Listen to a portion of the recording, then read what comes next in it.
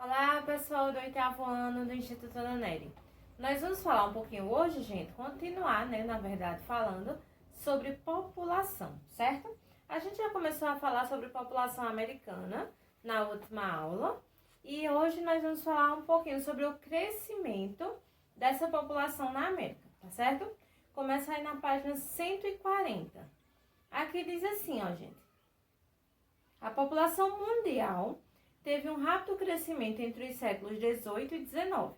Entre 1950 e 2000, o número de habitantes no planeta mais que dobrou. Por essa razão, a segunda metade do século 20 é considerada como um período de explosão demográfica, que foi justamente o período quando a gente já tinha terminado a Segunda Guerra Mundial, que aconteceu essa explosão demográfica porque o crescimento populacional foi muito grande, tá? Em todos os países, tá certo, gente? Aqui diz assim, ó. Fenômeno associado ao aumento repentino e elevado da população de seres humanos. Atualmente, acreditamos que o ritmo de crescimento populacional deverá diminuir drasticamente durante o século XXI, particularmente nos países europeus. Gente, nos países europeus, a gente está tendo uma queda, na taxa de natalidade, tá? E isso se deve a vários fatores. Um desses fatores é a questão da mulher no mercado de trabalho, a questão da opção também. Então, a taxa de fecundidade tem diminuído, ou seja, o número de filhos por mulher. Consequentemente, o número de nascimentos tem ficado bem menor, tá? Então, por isso que a maior parte dos países europeus estão ficando aí, no caso, com a pirâmide etária mais velha, tá certo? Então, a gente tá, no caso, classificando os países europeus como países velhos, porque a população está vivendo bem mais, ou seja, a expectativa de vida está aumentando e, ao mesmo tempo, a taxa de natalidade está diminuindo, tá certo? Aí agora vamos entrar, de fato, na América. Aqui diz assim, ó. Na América, o crescimento demográfico mais importante registrado ocorreu durante as últimas décadas do século XIX e nas primeiras do século XX, provocado pela enorme quantidade de imigrantes que chegaram ao continente nessa época, trazidos para cá por diversos fatores de ordem social e econômica. Para exemplificar, tomemos os Estados Unidos e o Brasil. Gente, aqui no Brasil, no caso, a gente começou a receber muitos imigrantes a partir do século XIX, com a chegada da economia do café. Quando a gente começou, de fato, a plantar café, a gente já tinha tido um processo migratório muito forte na época da mineração, no século XVIII, quando a gente descobriu o ouro lá na região sudeste. Então, muitas pessoas começaram a migrar para o Brasil em busca desse ouro. Século XIX, com a chegada da economia do café, aí a gente recebeu ainda mais imigrantes, os japoneses, poloneses, alemães, italianos. Então, vieram pessoas de todas as nacionalidades praticamente para trabalhar, e morar aqui no Brasil, tá certo? Então, essa imigração foi algo bem marcante no século XIX, tá bom? Aqui no Brasil. Aí aqui diz assim, ó. Entre as primeiras décadas do século XIX até 1930, entraram 5 milhões de alemães, 4,5 milhões de irlandeses, 3,5 milhões de ingleses e 900 mil franceses do Canadá nos Estados Unidos. Nesse mesmo período, 2 milhões de poloneses chegaram e se concentraram na região de Chicago. Hoje, aproximadamente 46 milhões de americanos possuem origem latina. Estes chegam a ser mais numerosos que os afro-americanos e são o grupo étnico que mais cresce naquele país. Então, pessoal, a gente teve aí, no caso, essa grande imigração, que está sendo mostrada aí nos Estados Unidos. Esse grande deslocamento de pessoas que vieram aí, principalmente dos países da Europa, para morar, para povoar realmente a América, tá certo? Aqui diz assim, ó, segundo projeção realizada em 2008, em Washington, os hispânicos devem triplicar e representar a maior parte do crescimento populacional americano de 2005 a 2050. Isso é uma projeção, tá, gente? Se continuar crescendo dessa forma. saltando de 14% para 29% no período de 45 anos. Aí temos uma imagem aí na legenda diz assim, ó. Os territórios norte-americanos foram ocupados por imigrantes irlandeses, alemães e etc., além dos próprios americanos. Posteriormente chegariam também os chineses, né? Principalmente aqui no Brasil a gente tem várias colônias, né, de chineses, de japoneses, né? Em São Paulo mesmo a gente tem bairros inteiros praticamente ocupados por esses imigrantes, né? No Rio Grande do Sul, a gente também tem colônias de alemães, de poloneses e assim por diante. Então, esses imigrantes, né, que começaram a vir em massa a partir do século XIX, até hoje, né, faz parte aí, no caso, dessa grande miscigenação que a gente tem aqui na América, tá? Aí aqui continua dizendo o seguinte, ó. Quanto ao Brasil, dados indicam que em torno de 4,5 milhões de pessoas imigraram para o país entre 1882, ou seja, final do século XIX, né? E 1934, início do século XX. Porém, essa imigração difere da ocorrida nos Estados Unidos, por ter sido, em muitos casos, subsidiada, ou seja, o governo brasileiro fornecia passagens marítimas e transporte até as fazendas como forma de atrair imigrantes pobres para uma região cujo clima e condições de saneamento não eram atraentes. Então, olha, houve realmente um incentivo do governo brasileiro, né, para trazer imigrantes para cá para poder trabalhar aí nas lavouras de café, tá? Para melhorar a questão da produtividade e aumentar aí a nossa economia, tá certo? Continua dizendo assim, ó. No início deste século, o Brasil entrou novamente na rota da imigração. No início agora do século XXI, viu? Devido ao crescimento econômico apresentado na primeira década. Os responsáveis por esse novo ciclo imigratório foram o setor petroquímico, devido à descoberta do pré-sal, viu? Que no caso é uma camada extra, né, que a gente tem aí, que foi encontrada na região sudeste, tá certo?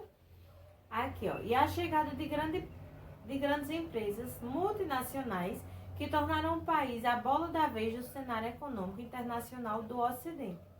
Isso provocou a atração de trabalhadores estadunidenses, europeus e asiáticos, e a chegada dos vizinhos da América do Sul e do Caribe, como é o caso dos haitianos. O país virou a terra da oportunidade também para os jovens espanhóis e portugueses que não conseguem emprego em seu país devido à crise naquela região. Então, gente, ó, a gente tem aqui no Brasil, né, pessoas de todas as nacionalidades. Então, a partir do século XXI, no início, né, do século XXI, a gente teve aí a chegada de vários imigrantes de várias partes devido a essa questão da industrialização. Então, a gente tem muitos venezuelanos, muitos haitianos, né, venezuelanos fugindo realmente da crise da Venezuela, os haitianos, né, fugindo das condições precárias que a gente tem no Haiti, né, devido ser um país mais pobre da América. A gente também vai ter aí, no caso, pessoas de outras nacionalidades que vieram realmente em busca de empregos nessas multinacionais que o Brasil está atraindo, tá certo? Aqui diz assim, ó, os números impressionam. Segundo dados do censo de 2010, realizado pelo IBGE, o crescimento de estrangeiros que vivem em terras brasileiras subiu 86,7% em 10 anos. Naquele ano, o país abrigava 286 mil imigrantes internacionais que vieram de outros países e moravam no Brasil há pelo menos 5 anos. Em 2000, esse número era de 143 mil imigrantes. Aí nós temos um mapa aí, ó, mostrando a rota da imigração dos haitianos para o Brasil, né? Então, no caso aqui, ó, a maior parte dos haitianos vem para o Panamá, passa pelo Equador, aí vai pelo Peru e vem para entrar aqui, no caso, no Brasil, pelo estado do Acre, viu? A maior parte aí da rota da imigração é essa daí, tá certo? Aqui, ó. De Porto Velho, os haitianos seguem para São Paulo, Minas Gerais e Paraná. No caso aqui, ó, entra pelo Acre, aí vai para Rondônia, né? E de lá se destinar aí tanto para os estados da região sudeste, como centro-oeste, como também nordeste, viu? Aqui diz assim, ó, o crescimento demográfico e suas consequências. Gente, quando a gente fala crescimento demográfico, a gente tá falando no crescimento da população, tá certo? Aqui, ó, diz assim como ocorre em escala mundial, o crescimento demográfico na América também é desigual. Inversamente, os países desenvolvidos apresentam taxas menores de crescimento populacional que a dos países subdesenvolvidos. Tanto é, gente, que quando a gente observa uma pirâmide etária, né, a base mais larga são de países subdesenvolvidos, que têm uma maior taxa de natalidade. Países desenvolvidos têm uma base mais estreita, significa que tem uma taxa de natalidade bem menor, tá? Aí aqui ele faz uma classificação do crescimento demográfico, separando aí em América Anglo-Saxônica, que é Estados Unidos e Canadá, e separando também em América Latina, que é México, toda a América Central e do Sul. Aí aqui continua dizendo o seguinte: como vimos no capítulo 7, a América Anglo-Saxônica é formada pelos Estados Unidos da América e pelo Canadá. Vimos também que na metade do século XIX, essa parte da América, em especial os Estados Unidos, passou por um período de crescimento econômico que provocou melhorias na condição de vida e, consequentemente, redução das taxas de mortalidade.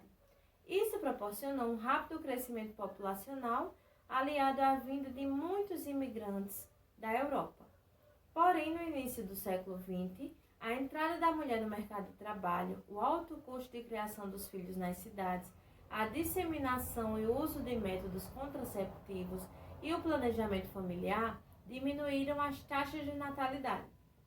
Essa redução, associada a um rigoroso controle da imigração, resultou na queda do crescimento demográfico a partir de 1950.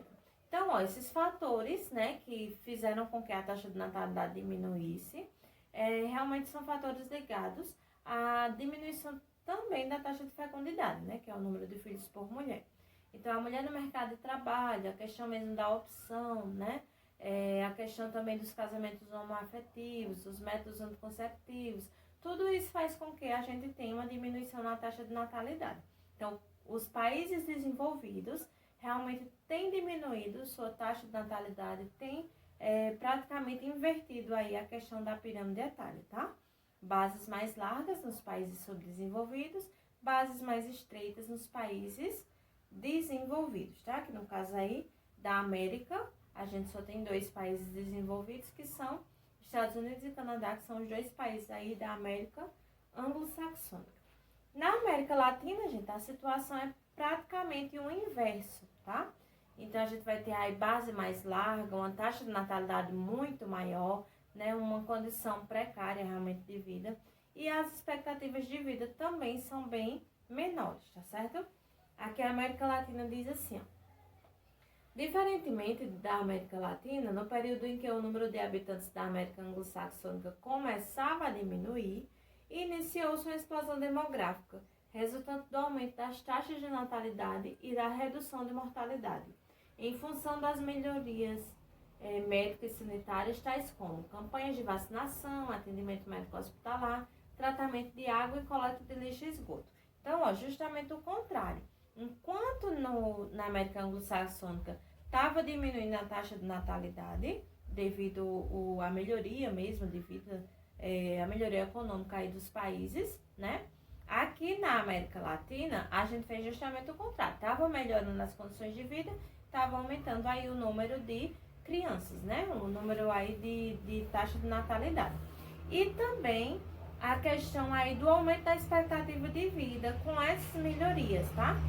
Campanha de vacinação, como vocês viram aqui esses fatores, ó, campanha de vacinação, atendimento médico hospitalar. Então, essas melhorias na assistência à saúde, né, fez também com que aumentasse o número de crianças, tá? O número aí dessa taxa de natalidade. Então, ocorreu aí, no caso, isso que a gente chama de explosão demográfica, tá? Aqui, ó, na década de 1960, chegou-se à conclusão de que o acelerado crescimento demográfico seria a causa principal do subdesenvolvimento dos países latino-americanos. Em função disso, diversos países da América Latina passaram em 1970 a adotar políticas de controle de natalidade, como esterilização masculina e feminina e campanhas de educação sexual. Aqui no Brasil, gente, a gente não teve um controle de forma direta, um controle de natalidade de forma direta, mas a gente teve de forma indireta, né, com essas campanhas de educação sexual, com a questão aí do aumento das cirurgias de vasectomia nos homens, né, a esterilidade cirúrgica nas mulheres. Então, tudo isso fez com que a gente tentasse realmente barrar esse crescimento acelerado que estava tendo aqui no início do século XX até a metade do século XX, tá? Até a década de 60, 70 aí que a gente tinha essa grande explosão demográfica. Então, começou-se a explicar o seguinte: os países só são subdesenvolvidos, só estão realmente pobres porque a taxa de natalidade é muito grande e não consegue comportar, não consegue acompanhar, na verdade, o crescimento econômico. Mas aí viu-se, né, que a gente diminuiu as taxas de natalidade, a gente praticamente controlou, né, em quase todos os países da América Latina, mas ainda assim continuamos no subdesenvolvimento, tá certo? Aqui, ó, diz o seguinte: como resultado da aplicação dessas políticas, ocorreu um menor crescimento demográfico. Mesmo assim, problemas sociais como a fome, as elevadas taxas de analfabetismo e a mortalidade infantil continuaram sendo motivos de preocupação.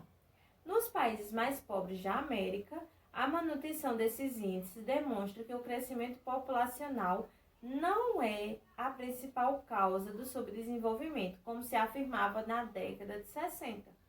As razões dos problemas sociais na América Latina encontram-se fundamentalmente na distribuição desigual da riqueza.